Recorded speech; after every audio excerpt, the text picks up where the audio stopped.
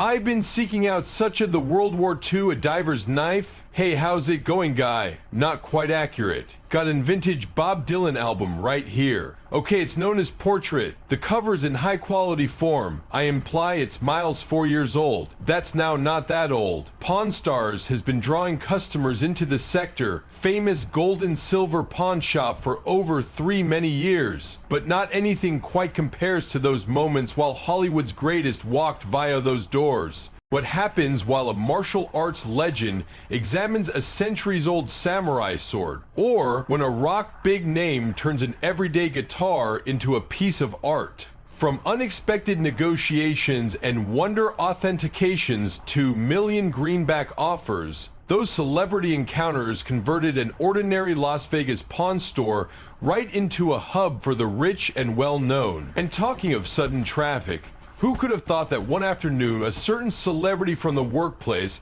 could attempt to blend in with the regular crowd? One, Steve Carell. During a quiet afternoon at the arena-famous gold and silver pawn shop in Las Vegas, Steve Carell wandered in, attempting his quality 2 combination.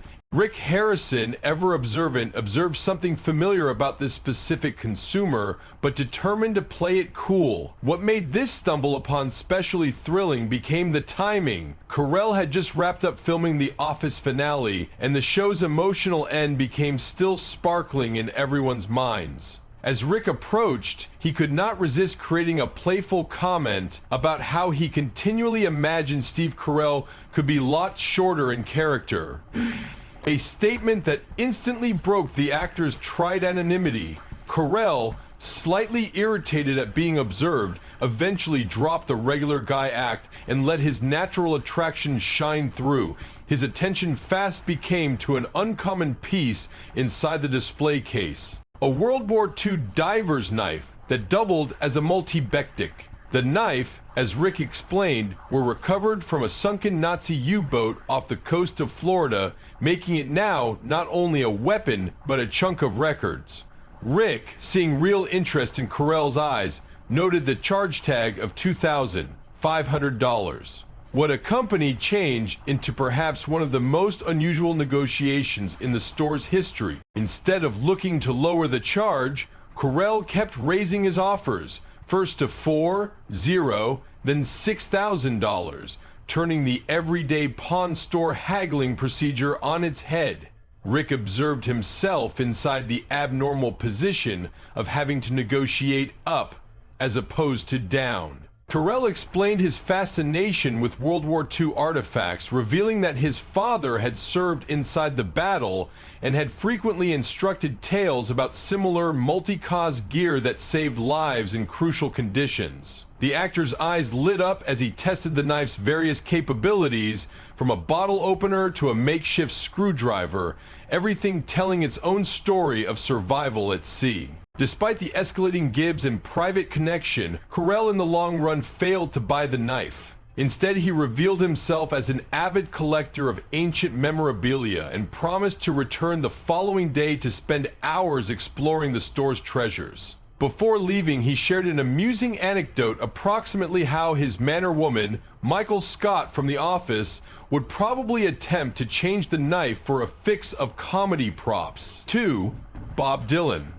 When Bob Dylan's self-portrait album from 1970, regarded on the counter, brought in by using a seller named James, Rick knew he had to play this case carefully. The album, in spite of showing signs and symptoms of age, turned into particularly special because it marked Dylan's controversial departure from his People roots, a circuit that had divided his fan base on the time. The cowl art, painted via Dylan himself, showcased his lesser recognized talent as a visible artist. Rick, preserving essential records to himself, negotiated the rate right down to $50, understanding complete well that Dylan became performing proper there in Las Vegas at the Caesars Palace. The timing could not were extra ideal, Dillon turned into In Town for his In No Way earning excursion, marking his 37th display in Vegas on account that 1966. Enter Chum Lee, who became tasked with a unique task: track down Bob Dylan and get the album signed. Through what Rick later described as dumb success, or Chum Lee's sudden potential to be within the proper vicinity on the right time, Chum controlled to find Dylan out of doors his hotel. The legendary musician, no longer handiest, agreed to sign the album. However, additionally offered to feature a personal dedication. This is in which things took an elaborate turn. Chumlee, without wondering through the consequences, requested Dylan to make it out to Chumlee. Instead of saying yes to the request, he remarked later, Dylan said no and said he was not going to see you with his premiering tour. Rick's response to this well-intentioned blunder changed into valuable. He defined to a harassed Chumlee that a personalized signature, at the same time as special, truly decreased the album's resale cost appreciably. The complete incident left Antique Man Harrison shaking his head from his wheelchair, watching yet every other of Chumlee's properly meaning mistakes spread. The signed album, now bearing the particular inscription, "To Chumlee, keep on truckin', Bob Dylan," have become a permanent fixture in Chumlee's non-public collection, serving as both a treasured lesson and a great reminder of his encounter with one in all tune's greatest legends. Speaking of memorable encounters, what could take place when a positive martial arts superstar walked through the one's doors, wearing something that might make Rick's eyes miled up with dollar signs and symptoms? 3. Dana White. When UFC president Dana White strolled into the shop, he wasn't just searching out any normal collectible. He had his sights set on something extremely good. The timing of his visit coincided with UFC 276 in Las Vegas, and White became in an extremely excellent mood following document-breaking pay-per-view sales. But his attention at once centered on a newly restored samurai sword that Rick had spent over 2 years refurbishing. The sword, a relationship again to the early 1600s, had gone through a meticulous recuperation manner, receiving true Japanese timber for its case and traditional cope with wrapping. Japanese sword expert Mike Yamasaki had valued the piece among $35,000 and $40,000, making it considered one of the shop's maximum treasured items. Rick had to begin with deliberate to maintain the sword for his non-production series, but White's interest changed the whole thing. The UFC president, recognized for his dazzling weapon collection at his Las Vegas home, didn't simply want the samurai sword. He desired each sword Chumlee had proven him. As the negotiations unfolded, greater mature issues and complex person relationships. When they eventually met Lee, wearing his signature brilliant yellow sweater and tinted glasses, he greeted them. In a moment that completely captured his showmanship, Lee pulled out a special magnifying lens from his sweater pocket to observe the signatures. The Marvel legend shared tales about working with Romita on the strip, explaining their unique collaborative process, how Romita could regularly advise story elements through his artwork, which Lee would then weave into the narrative. He revealed that this specific strip was part of a series that driven the boundaries of what becomes suitable in mainstream comics at the time, supporting paved the manner for more state-of-the-art storytelling inside the medium. After confirming each signatures as actual, Lee recommended them to properly frame the piece to maintain its historical cost, suggesting particular conservation strategies he'd learned from years of keeping authentic comedian artwork. The final deal becomes struck at $5,000, with Vince accepting the offer, now not only for the cash, however, for the assumed as in a lifetime revel in of having Stan Lee himself authenticate his prize ownership. 6. Mick Foley. When wrestling legend Mick Foley stepped into the pawn safe, he wasn't there to promote or purchase. He became there to authenticate some precise pieces of his very own wrestling history. A seller named Scott had added in objects, a vintage WWE Dude Love T-Blues and a Mankind masks, each supposedly signed with the aid of Foley himself. The timing changed into especially interesting as it coincided with WWE's 30th anniversary birthday celebration of Mankind's debut, making those objects, in particular, extensive to wrestling historians. Foley, dressed in his signature flannel blouse and searching more like a pleasant neighbor than a hardcore wrestling legend, right now launched into captivating memories approximately each items. He explained that the Mankind mask become firstly made from leather and custom suited to his face. Though no one had considered what years of intense wrestling fits would do to the material, the masks he found out had ended up so notorious that he as soon as wore it while trick-or-treating,